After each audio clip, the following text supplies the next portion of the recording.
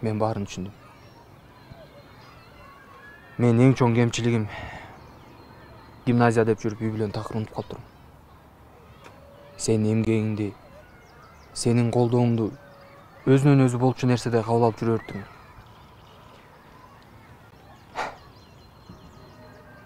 Эң күлкүлүүсү башка үй бүлөлөргө гармония, ыраазычылык, туура мамиле деп коюп, өзүм болсо сага болбогон сөздөрдү айттым.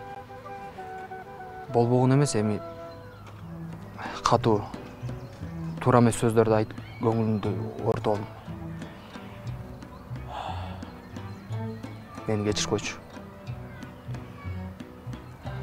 Сен жок, мен да жок. Сен болбосоң мен эч нерсе кыла албайт болчумун. Суранам, үйгө кайтып келгилечи.